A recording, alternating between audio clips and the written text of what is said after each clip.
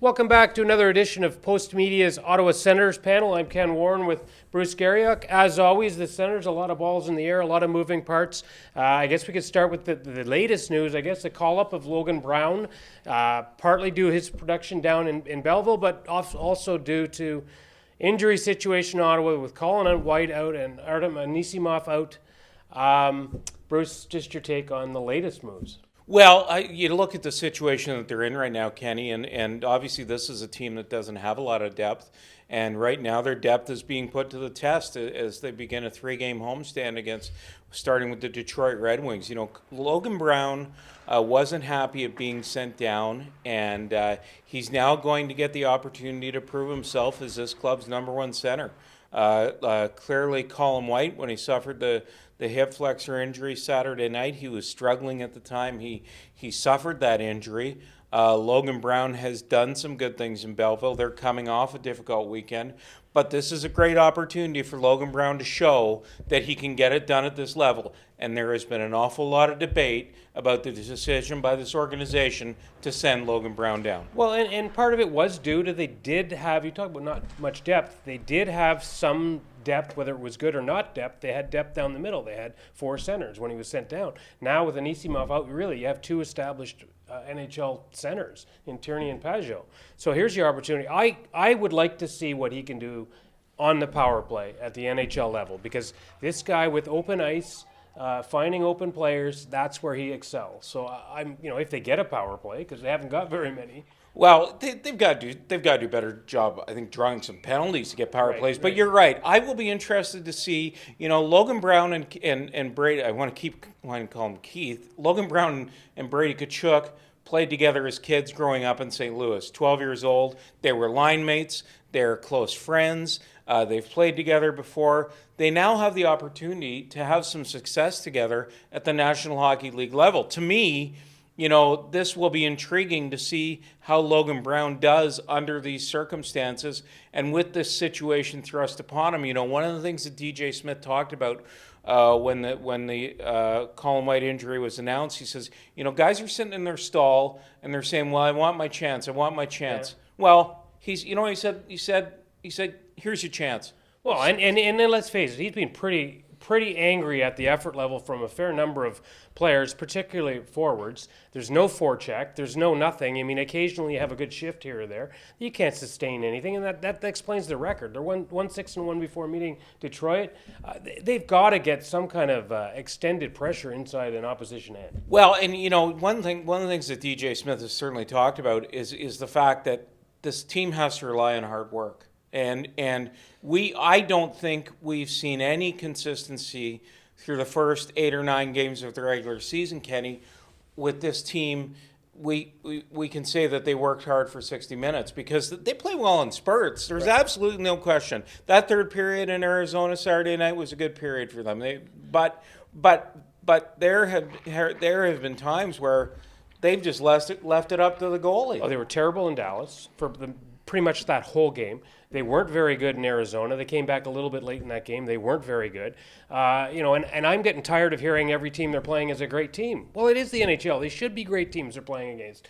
They have to suck it up a little bit. Anthony Duclair is a guy taking a little bit of heat. I guess he's going to get some first-line time here. He's got to step it up. I mean, this is what you're starting to get an idea why some players have moved around a little bit in the NHL, because they can't, why are they getting all these opportunities in Ottawa? Well, because they haven't done it in other places. So this is, as you said, opportunity. Yeah, and I think there's also an opportunity here for Pierre Dorion to perhaps make another change. He's been looking around the league for another forward. They know where their depth is. And right now their depth has been hit pretty hard in the middle. The Senators have draft picks.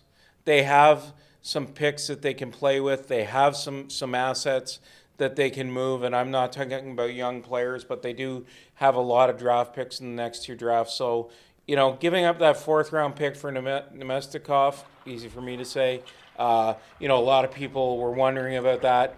It's a 4th-round pick in 2021, which isn't considered a great draft. You got a lot of picks. You can move another pick.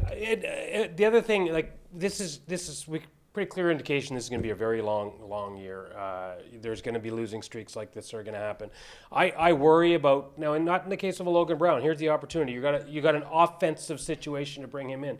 But I worry about a young defenseman like Eric Brandstrom and whether the tedium of going over and over and having him back, going at your own pucks, not being able to excel and look at your offensive skills. At some point, they've really got to seriously consider giving him more time down in Belleville and allowing him maybe to build his confidence back up. Well, but I think before that happens, perhaps sit him down for a game or two and let him see. Well, they always say the game's easier to watch from the top, but let him at first, let him see what it's like from up top, Kenny, and then if the decision, then because Cody Goluboff has worked pretty hard. I mean, he deserves the opportunity to play in one of these games during his homestand, but I think if you sit down Brandstrom and then it doesn't work out, then you consider the possibility of going back to the American Hockey League. But I think.